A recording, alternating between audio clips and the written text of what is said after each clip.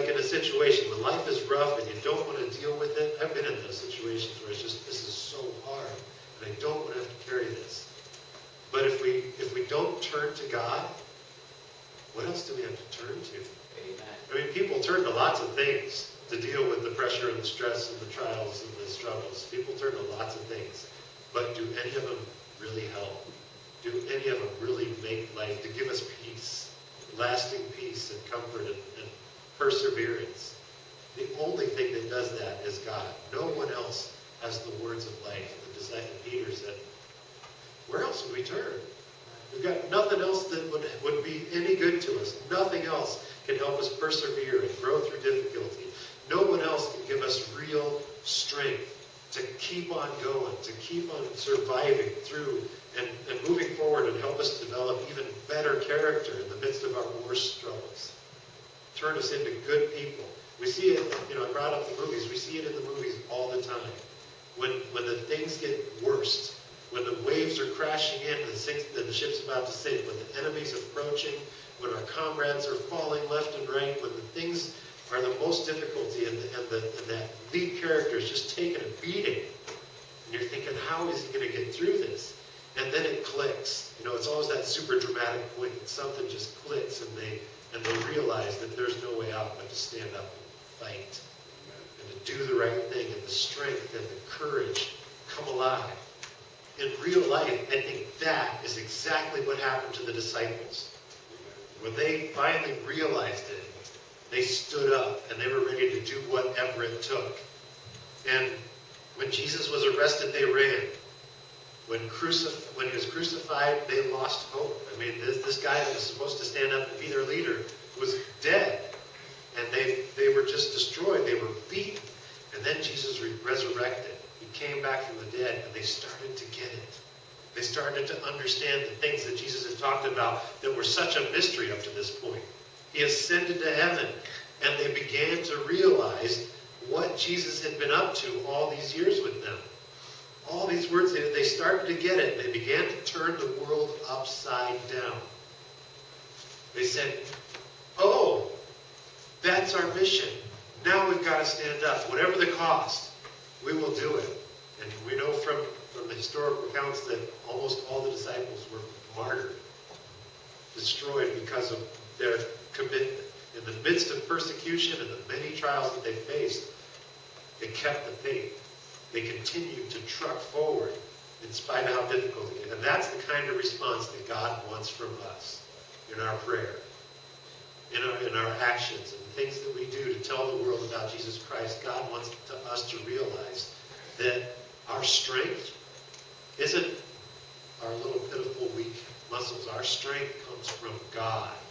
So that no matter how big or bullyish the enemy, we can stand up against him.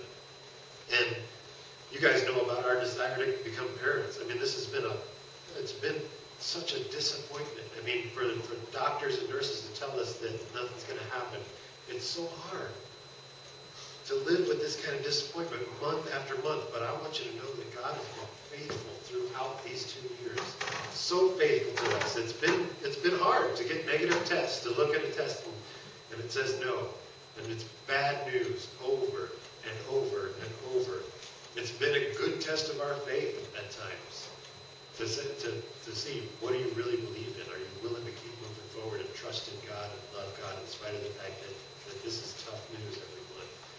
And through this, I think the reason that we hang on is because there's been so much good throughout these 2 years, that there's so much that we have to be thankful for, that we can see God's faithfulness throughout the disappointment.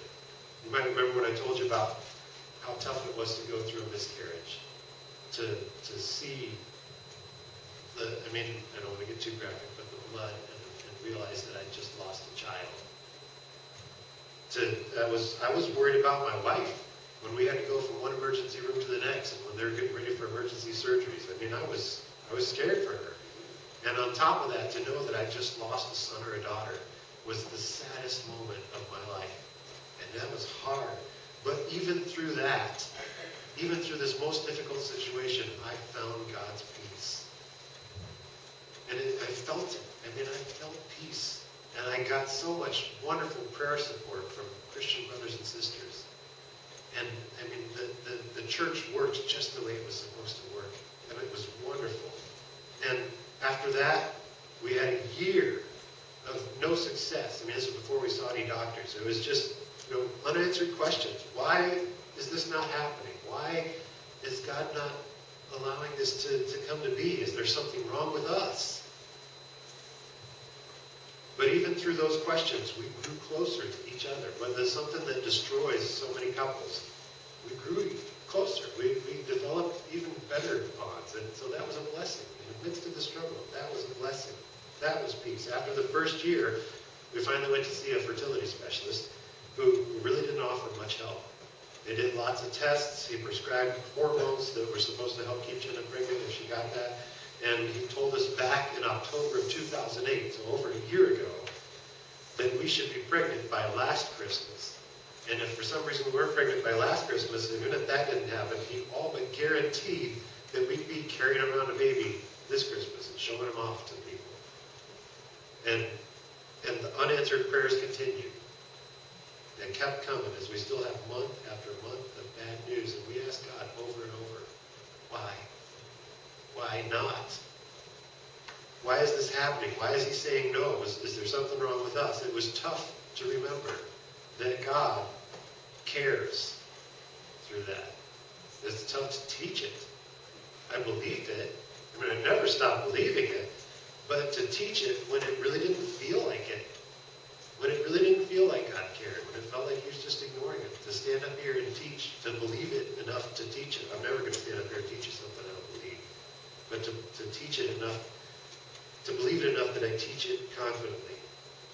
But to believe in God doesn't make everything easy. To believe something's true doesn't make it easy to actually have to live through it. It was so hard to watch our friends and our family have children. We've got good friends here and a kid. It was so hard to hear them. I mean, it was good news when little Parker, we love little Parker, but it was still hard to hear that they're pregnant and we're not. That God's standing over us. We were happy for them, but we felt rejected at the same time. And God's saying yes to people we care about and go to us. It was even harder to watch people get pregnant who we know didn't want kids. People who were disappointed by children. I think the hardest was going to the abortion clinic and watching parents drive in to kill their children when that's all we wanted. So much we wanted to have a little boy or a little girl, and these parents were so selfish, they're killing their own kids. And there have been lots of times of sadness. There have been lots of times of anger when I went to God and I said why, and I gave him my frustration. And times when all I had was a lack of anywhere else to turn. All I could say to God was, where else would I go? Who else could give me anything through this? And all I had to hold on to was God and his promises. And even in that, God was faithful.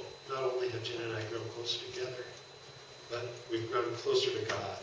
God gave us the strength to deal with the bad news. God gave us the strength to deal with the doctors who said this isn't working, the nurses who said that, the medical professionals who just didn't seem to care. I mean, this is important to us, and so many people in the medical profession are like, sorry. And it's so hard. But God helped us to make it through that. And he helped us to minister to other people through our pain. We've met lots of friends who are going through the same thing. That we've been able to teach perseverance and peace and continuing on in this relationship with God in spite of how difficult things are. That we still believe in God's faithfulness, that it's still there. We try to deal with horrible advice that we got from people. Terrible suggestions that weren't, they're thoughtless comments. And we became teachers because of that.